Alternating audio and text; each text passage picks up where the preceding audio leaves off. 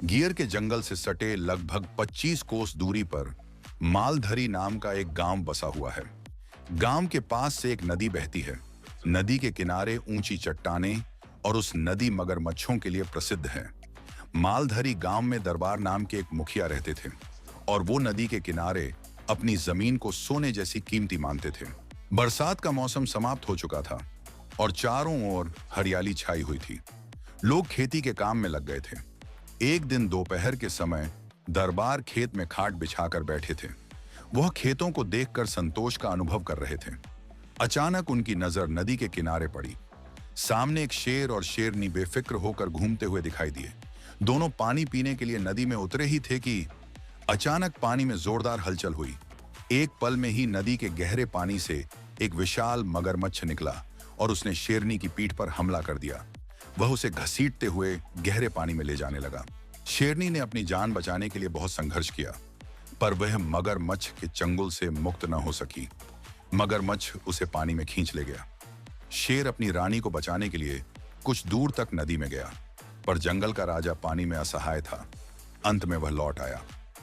हताश होकर शेर नदी के किनारे बैठ गया। उसके हृदय का दुख उसकी दहाड़ और आंखों से झलक रहा था। दरबार यह दृश्य ध्यान से देख रहे थे। वे जानना चाहते थे कि अब शेर क्या करेगा। तभी उनके मन में एक विचार आया। उन्होंने मन ही मन कहा, अब देखना है कि शेर अपनी साथी की मौत का बदला कैसे लेता है। शेर पूरी रात नदी का किनारा छोड़कर कहीं नहीं गया। बहते पानी की ओर देखता हुआ वह चुपचाप बैठा रहा। दरबार भी उसी सोच में डूबे रहे और मन में बार बार यही प्रश्न उठता रहा कि जंगल का राजा आखिर बदला कैसे लेगा। और अगले दिन दो दिग्गज आमने सामने खड़े थे। एक था जंगल का राजा शेर और दूसरा था विशालकाय मगरमच्छ। शेर नदी के किनारे खड़ा था। उसकी आंखें पानी पर टिकी थीं, लेकिन उसका मन कहीं और भटक रहा था।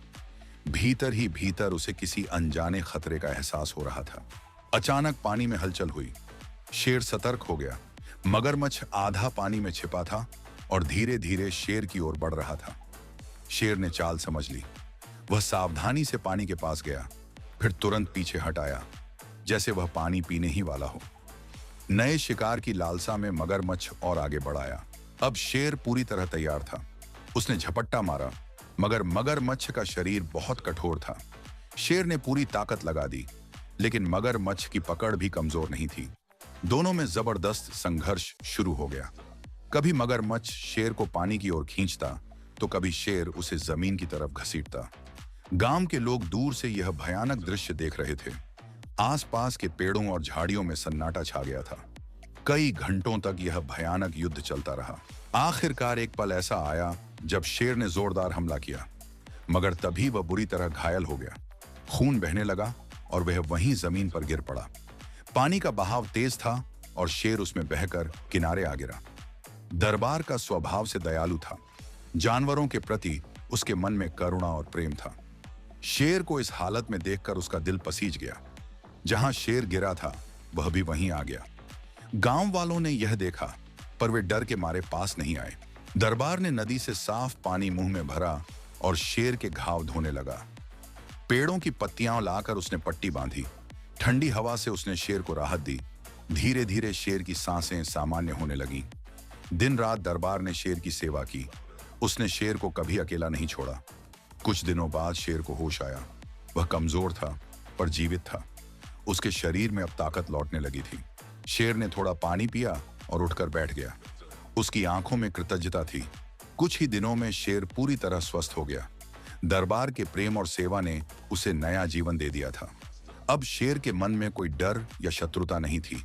वह समझ चुका था कि सच्ची ताकत करुणा में होती है।